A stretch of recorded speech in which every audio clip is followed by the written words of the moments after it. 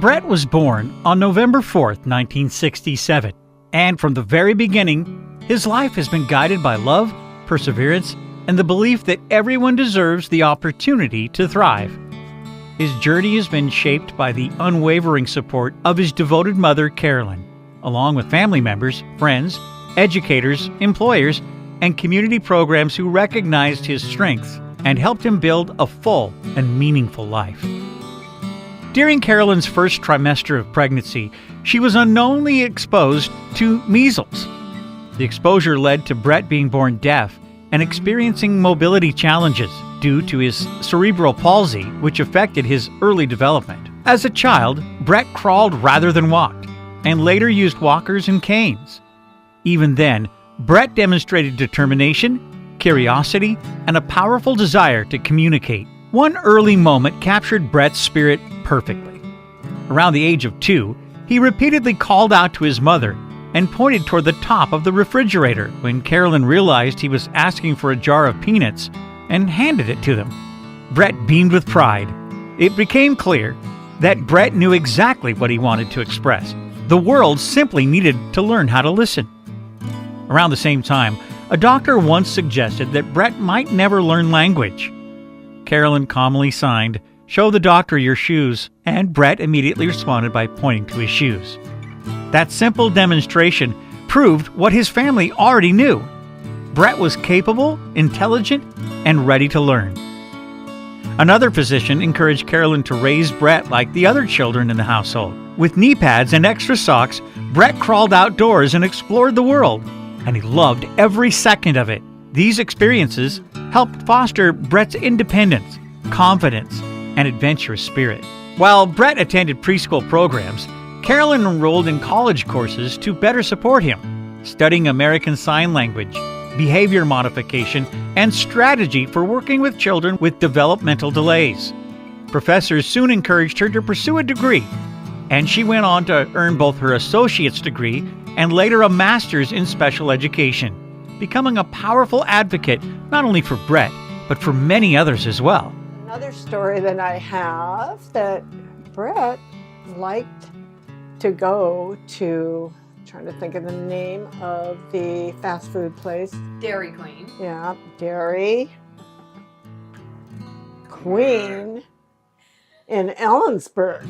And Brett had a 3-wheel Schwinn that I bought for him. We had a friend that even put a light on the back and a basket for him. And so Brett got home from school before I did. And one day I took Brett and Darren down to to Dairy Queen in Ellensburg. Yeah, we went to eat. And the lady told me that I needed to pay my bill. And I said, "What?"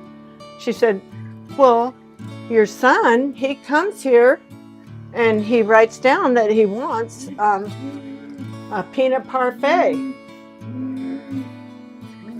And he was doing this like a couple times a week. And I knew nothing about it, nothing. And I had to tell Brett, no more. I had to pay a lot of money for those peanut parfaits. Yeah, you're going.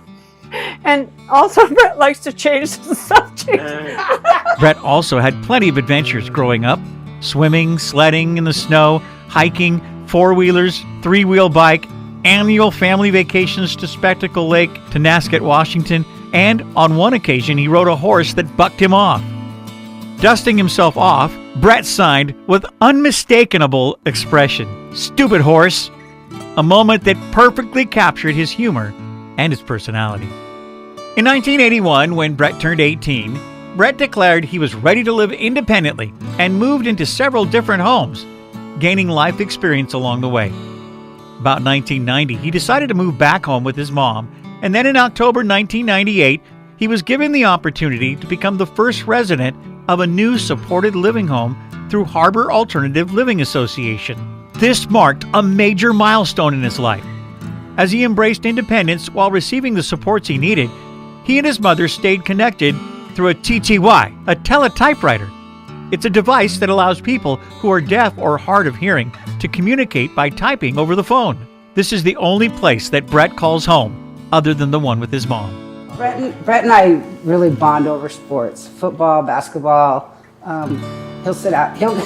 My son, who was like 11 when I started here, did sports, through high school, whatever. And every day Brett would ask me how he did, what he did, how, you know what I mean? So and when I come to work now, my son's now grown and off doing his own thing, but he'll ask me all the time, how's your son? It's just, but Brett has got such a big heart and is really concerned about everybody around him. That's the environment that we promote here is family and a home. Right. This is not an institution or a facility, this is a home. So Right. that's what we do. Right. And people can come and visit them here. Yes. And I think you were telling me that you have parties here. Oh yes, we're going to have a Super Bowl party on Sunday. Go Seahawks. Yeah. Yeah. And they'll be having a Valentine's party. They have a big dance coming up. So yeah, lots and lots of fun things. Nice, nice. So he's kept pretty active. Yes, very active. He goes swimming every week. He works at Quilt Harbor, makes some beautiful quilts. And he swims every week, so he's very active. He likes to go out and do things. Brett has always enjoyed helping and working. From painting his mom's outdoor furniture to working at the recycling center, his strong work ethic and willingness to contribute were evident early on. With the support of his job coach, Debbie Harders, Brett discovered his true niche when she helped him secure a position at Quilt Harbor, an opportunity that allowed his talents, creativity, and dedication to shine.